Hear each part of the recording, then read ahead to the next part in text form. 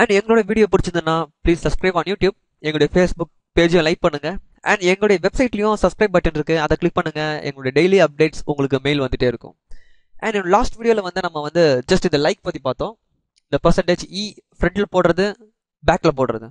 So இந்த ரெண்டுமே எப்படி பிஹேவ் பண்ணோம் அப்படின்றத நம்ம பார்த்தோம். அண்ட் இதில் வந்து இந்த பெர்சன்டேஜ் சிம்பிளை ஃபர்ஸ்ட், அதாவது ஸ்டார்டிங் அண்ட் எண்டிங் ரெண்டுத்துலையும் போட்டால் என்ன நடக்கும் அப்படின்றத பார்க்கலாம்.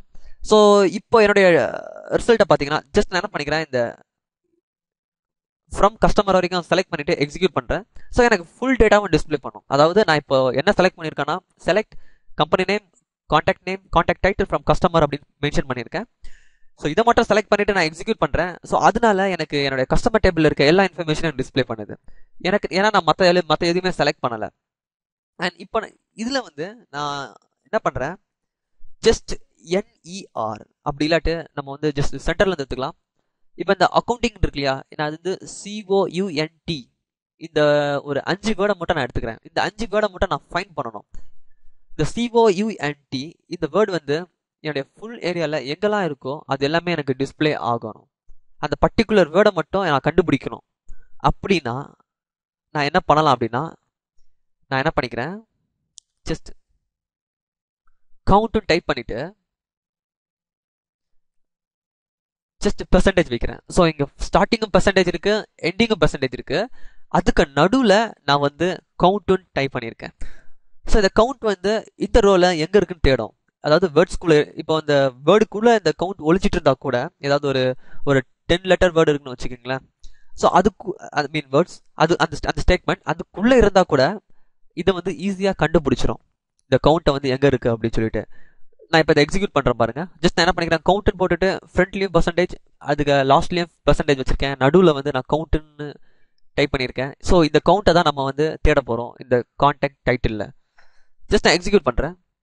ஸோ எனக்கு எங்கே எரர் காமிக்குது, ஸோ எங்கே நம்ம செக் பண்ணலாம். ஜஸ்ட் இன்னொரு வாட்டி மொத்தமாக செலக்ட் பண்ணிட்டு எக்ஸிக்யூட் பண்ணலாம். ஸோ இப்போ நம்மளுக்கு பார்த்தீங்கன்னா, நான் முன்னாடியே சொன்ன மாதிரி COUNTன்னு போட்டிருக்கேன் கவுண்ட். இதில் பார்த்தீங்கன்னா கரெக்டாக கண்டுபிடிச்சிருக்கு பாருங்க, அக்கௌண்டிங் COUNT.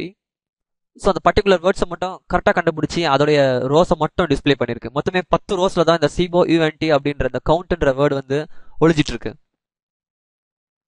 நம்ம வேற ஏதாவது ட்ரை பண்ணிக்கலாம். ANA நான் போடுறேன், சும்மா ANA, இந்த மேனேஜரில் இருக்கு ANA. நான் இதை வந்து எக்ஸிக்யூட் பண்ணுறேன். சில பார்த்தீங்கன்னா இந்த ANA வந்து நிறைய இடத்துல இருக்கு. மார்க்கெட்டிங் மேனேஜர்லையும் இருக்கு, அக்கௌண்டிங் மேனேஜர்லையும் இந்த ANAன்னு இருக்கு. ஸோ இந்த ஒரு வார்த்தைக்குள்ள ஒழிஞ்சிட்டு இருக்கு இந்த 3 வேர்டும். ஸோ இதை வந்து நம்ம அழகாக கண்டுபிடிச்சிடலாம். இது வந்து இந்த சர்ச் இன்ஜின்ல பண்ணுவாங்க இல்லையா. ஸோ நம்ம வந்து நிறைய பேராகிராஃப் இருக்கும், பேராகிராஃப்ல வந்து ஒரு குறிப்பிட்ட வேர்டை மட்டும் கண்டுபிடிக்க வேண்டியது வரும். ஸோ அந்த மாதிரி டைம்ல இந்த மாதிரியான SQL கியூரி வந்து நம்மளுக்கு ரொம்ப ரொம்ப யூஸ்ஃபுல்லாக இருக்கும்.